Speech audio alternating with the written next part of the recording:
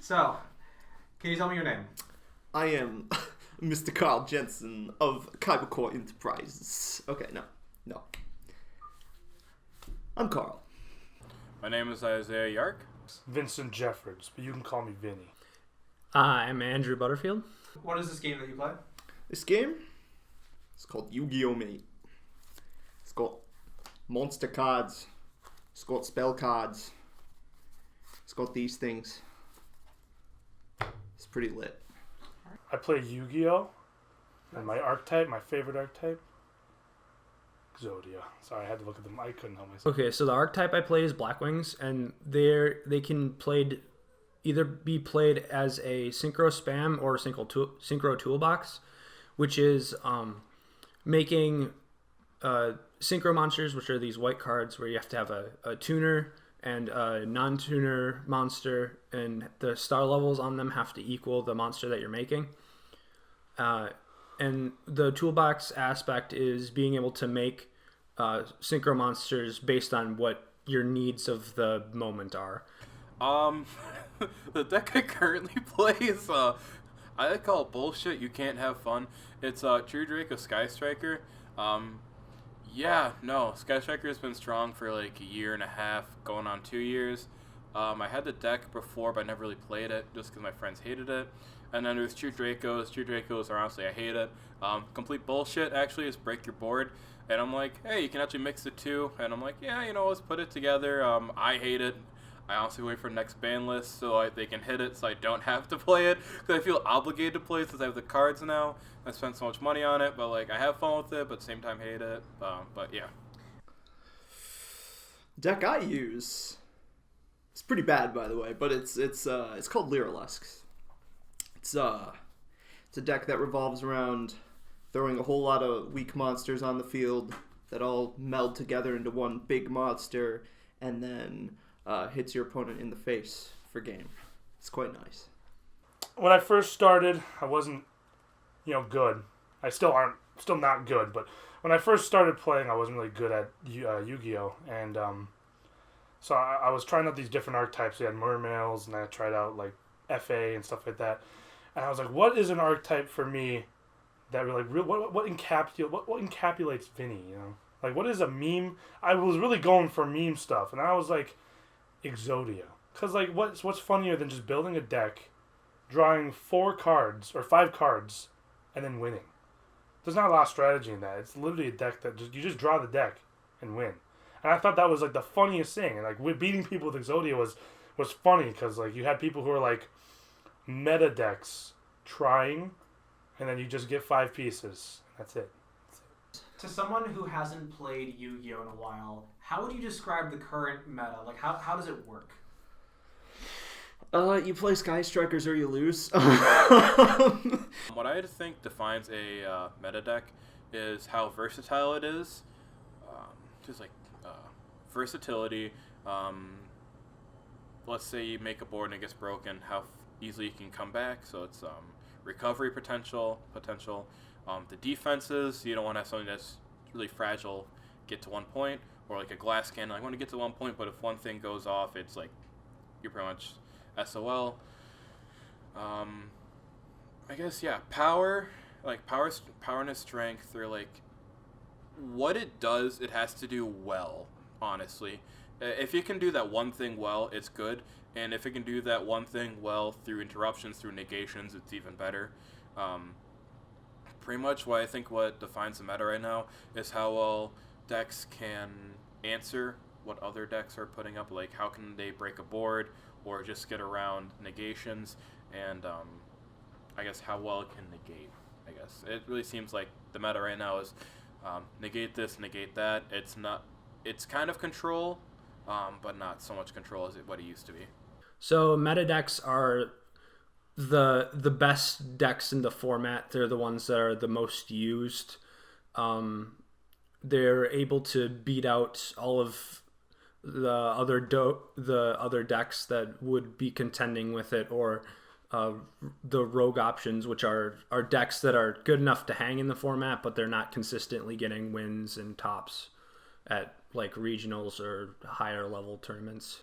What it takes for a deck to be meta is consistency, which Exodia doesn't have. But so if a deck is consistent in winning, drawing combos, like if you can consistently pull off a combo that will lead to like an OTK or something like that, is pretty much it. Like it's like Orcust right now. I guess Mermaid got banned, so Orcust is kind of trash. But Sky Strikers is winning a lot of tournaments. You know, these archetypes that win a lot of tournaments are usually considered meta. Exodia doesn't win a lot of tournaments. Would you call your deck a meta deck? Yes, I would, honestly. I guess we consider what meta is the results that it has in competition higher up and not.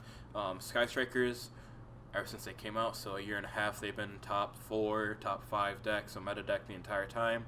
With True Dracos, it's never had like full-on representation. Well, there's a few tops here and there at different events. But I would say it's meta in regard of its Sky Strikers, and Sky Strikers is meta, and that's a big portion of the deck. But as True Draco Sky Striker, kind of rogue, but not. I would say it's meta, honestly. How successful would you say that this deck is? It's not. It's bad. It's I'd say for every 5 games I lose another 5 and then win one. It's really bad. But it's fun when you do win. What drew you to Blackwings? Like, what made you want to play it? So, initially I was trying to make a deck that can turbo out one of my favorite cards, which is Shooting Star Dragon. And I was looking through all the engines, and I was like, well, this one doesn't work as well. This needs a specific card that isn't in the TCG yet. And then I was like, I saw Blackwings, like, oh, this deck can special summon monsters out from your hand and be able to make synchro monsters pretty quickly. Would you say that Lyrilusc was your favorite deck? Of all time, yes.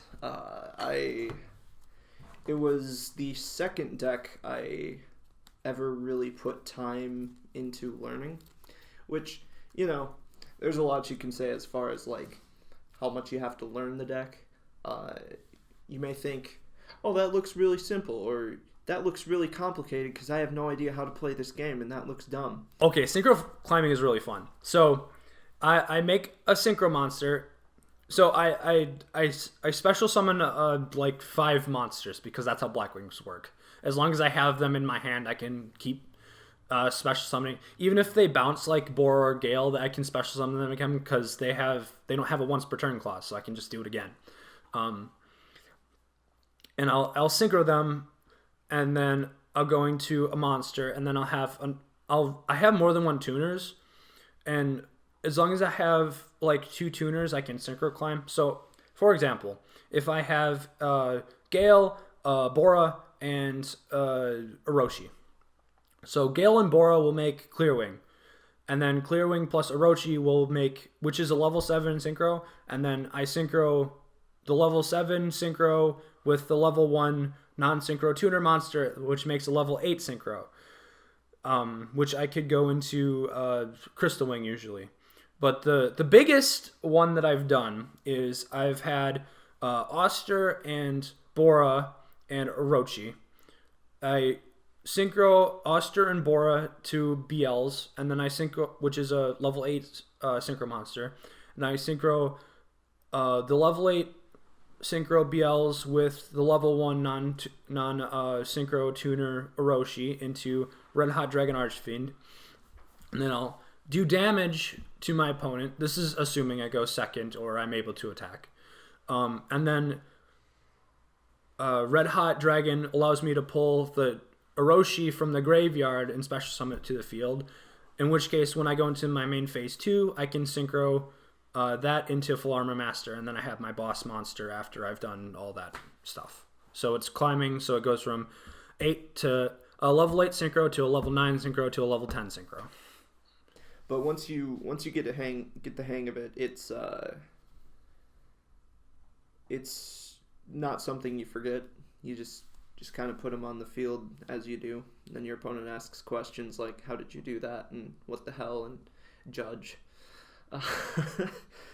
How complicated would you say that Yu-Gi-Oh is, especially in comparison to other like trading card games? So it's fairly decently complicated. In fact, I've been I've had it compared with Magic a lot, and my friends that are into Magic say that it's has a lot more like convoluted like systems and stuff like that, which I guess to an extent I'd agree with, but I think in general the basic understanding of how like decks work is a bit more like harder in Magic in my opinion. But I think once you get like the rules down, understanding certain decks is pretty easy.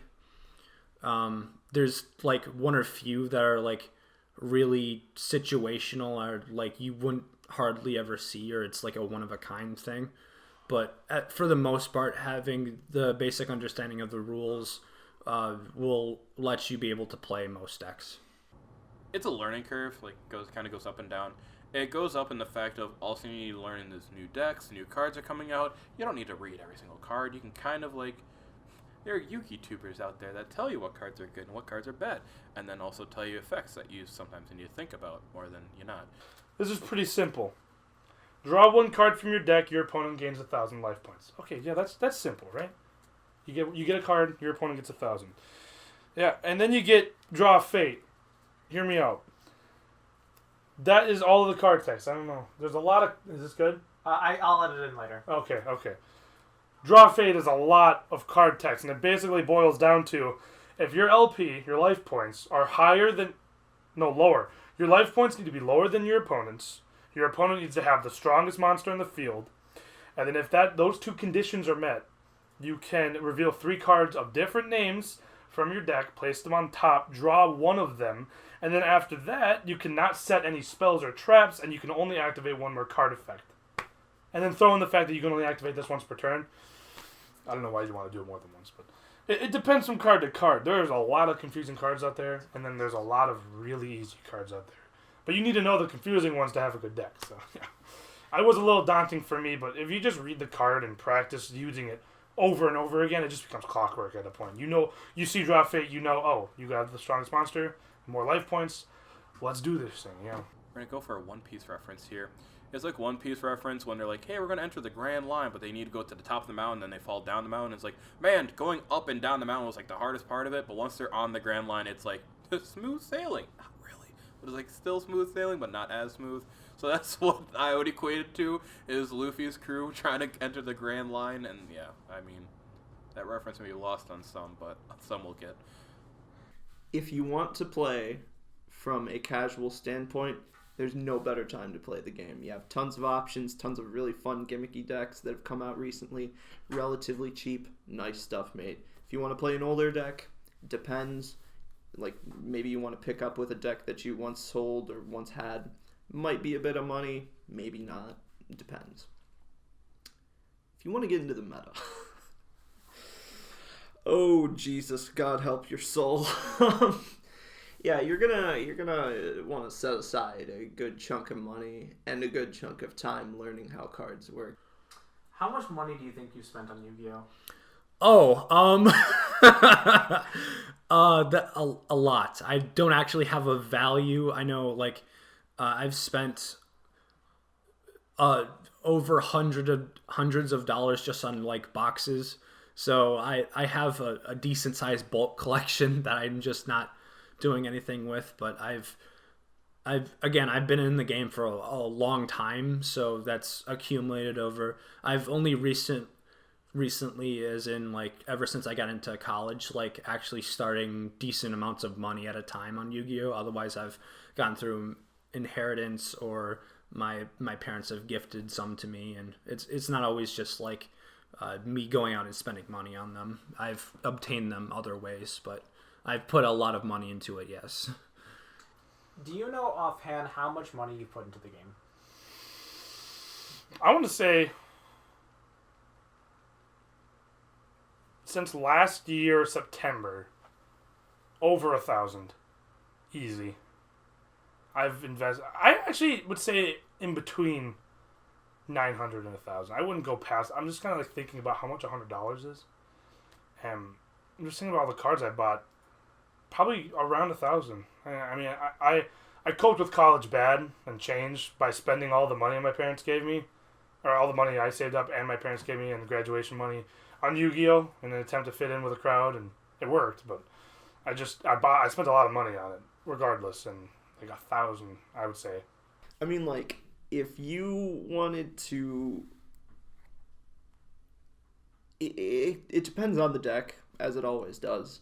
But if you're starting from scratch and you have absolutely none of the cards and you can't get any of your friends to give or trade any of their stuff to you, you could look anywhere from 40 if you went very relatively cheap. You could maybe go a little bit below that even. All the way up to, for budget,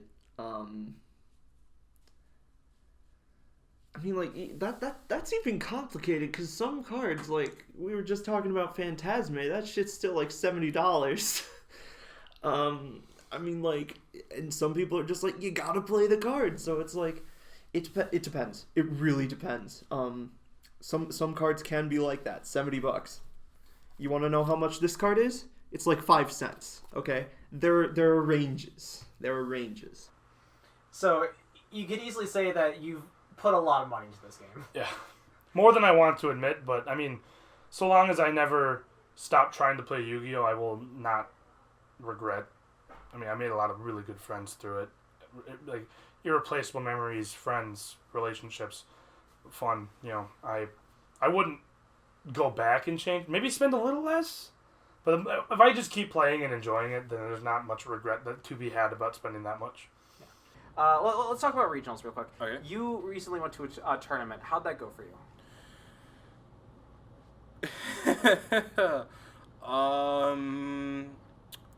Worse than I hoped. How would you describe the environment of the tournament, like, just in general?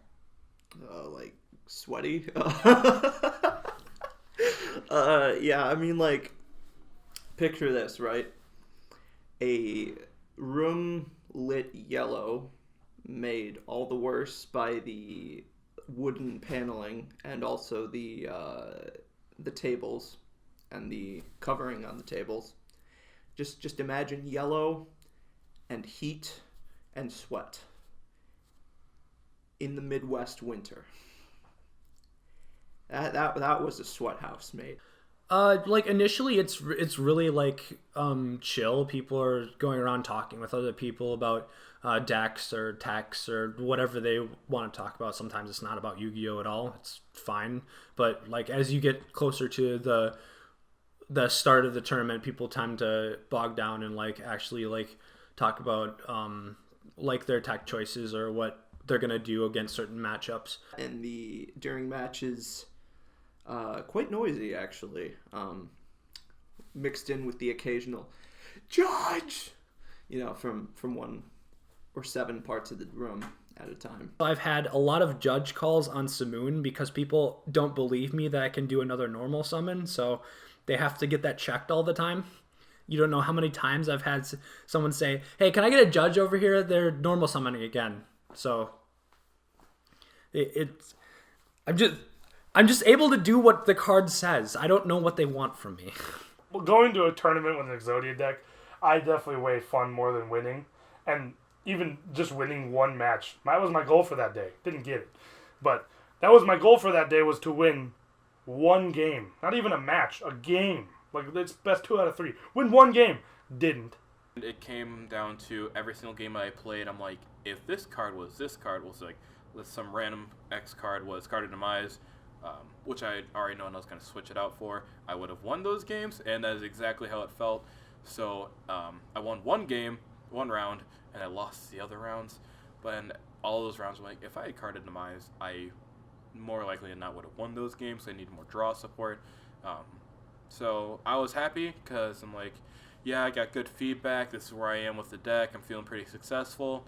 But at the same time, I'm like, I'm so stupid. If I would have just done this one thing, I would have got my Nationals invite, and I would have done better, and then seen other decks, and then so far and so forth.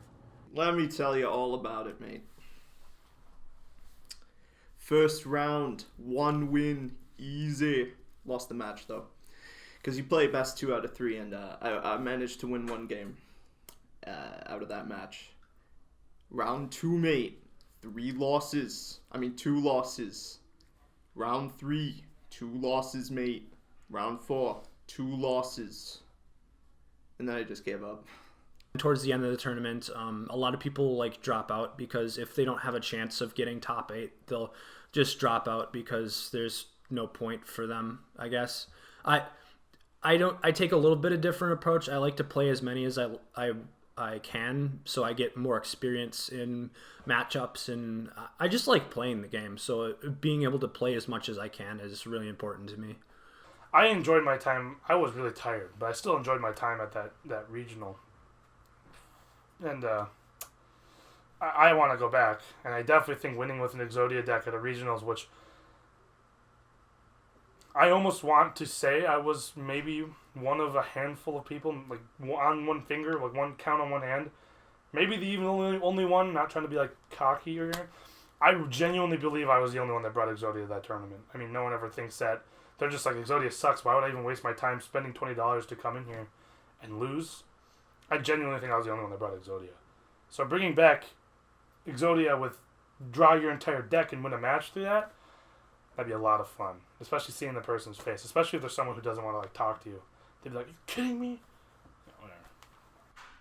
This is going to sound weird to say, but I guess the rules of the understood rules, the let's just frick around and see what happens kind of thing, that you're kind of accustomed to when just playing around with friends, that's not really present. What's present is a very, very competitive spirit, which, though admirable, is not something I share, I guess, which I wanted to give the tournament a shot, and that's why we went. It was a regional. It's not a small event. There was I think there was 300, 400 people there, which, you come to expect, but at the same time, it made me, at least coming from very, very casual standpoint, not really want to play at that level. That's what the tournament experience meant for me.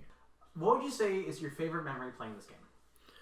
So my favorite memory is probably actually I'm away during the breaks in the school year, so in between semesters, and I go to a little card shop, and it was one of the happiest parts of my experience with Blackwing specifically was beating a Sky Striker deck for the first time, because before I wasn't convinced that I could actually beat meta, even though I've heard of road decks beating meta, but I hadn't at the time.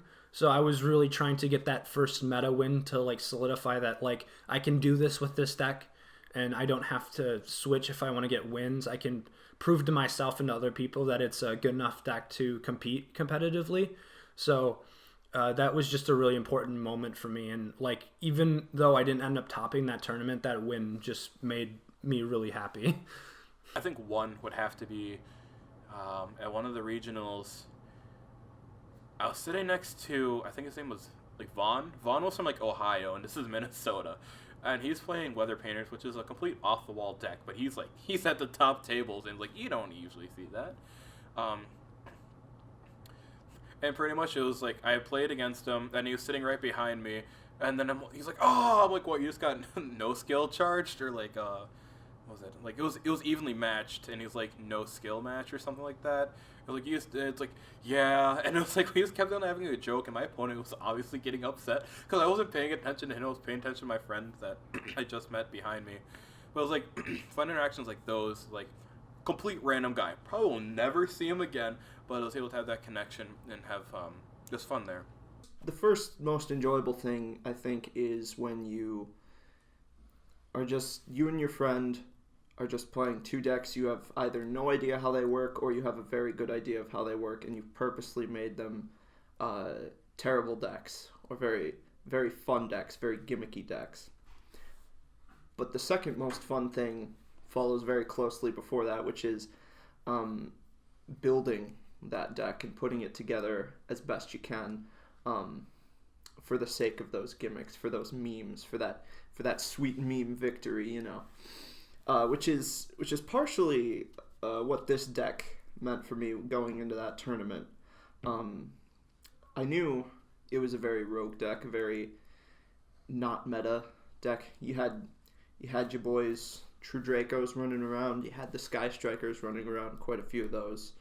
Had this guy running around with Witchcrafters. He had like tattoos on his face. I don't know what was going on there, but he was crazy, man. But that all being said, the most enjoyable part is both that deck building, but more importantly, playing around and messing around with friends. If you had any advice to someone who is like trying to like get into Yu-Gi-Oh, what would you tell them? Honestly, first thing I'll tell them is to find a friend group, find a local, just a cool kids group. I was about to say something really stupid that you would have to edit out. So, I think it's important to go over like the basic rules. That's more like extra deck summoning, and not even every deck has an extra deck. So you can start with a simple like Monarch deck or True Dracos. There's certain variants that don't run an extra deck, and that's a little bit easier to understand. The harder part with that is going to be like where your points are, like your points of interaction, because that's something that you need to like practice and stuff like that. And even as someone who has a lot of experience with Yu-Gi-Oh, I'm still practicing that because there's interactions that you just don't see, and it's important to see that and know how to interact with that if you have interactions. I wouldn't be where I am right now without all the friends I made, especially Mitch. That first month of us playing, it was a lot of me getting mad, but he was still helping me. He was still training me, teaching me. I go to club, I learn more. I wouldn't have done it on my own. I wouldn't have put the effort in without people pushing me to be better. So it was pretty cool. Yeah, it was. Find something that wants to keep you in the game or keep going, whether it be casual, competitive, or whatever. I think Yu-Gi-Oh's a way to make like good friends, long friendships, long, worthwhile, friendly friendships. What do you think is the most important experience in Yu-Gi-Oh that you can get? The most important experience. Not necessarily for going to tournaments, just like in playing the game. Playing the game itself, mate. That is the most important experience. Learning to have fun with it. Which, as I may or may not have explained, that's what I feel was very lacking at the tournament. And maybe it's just me and my play style, but the most important thing that you can do, because at the end of the day, this is a game. This is a game, and you are putting money into it to play it. If you're not having fun with that and you're making that a job, then you are literally paying to have a job. Think about that for a second. That ain't right. That ain't right. So, yeah, you gotta have fun, and you gotta learn how to have fun with the game, which varies person to person. If you could describe Yu-Gi-Oh in like 1 to 2 sentences, how would you describe it?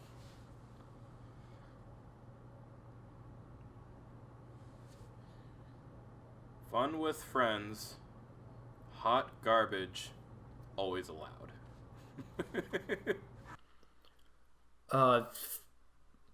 Generally fast-paced card game that lets you make monsters that are cool looking. I guess kind of to encapsulate everything I've been saying. It's a lot of money, but it's a lot of fun. Yeah. That's all I can think of. A lot of money, a lot of time, and a lot of good friends make it worth it. Some give or take some time, give or take some money. But overall, it's been a journey. It's been very much a journey.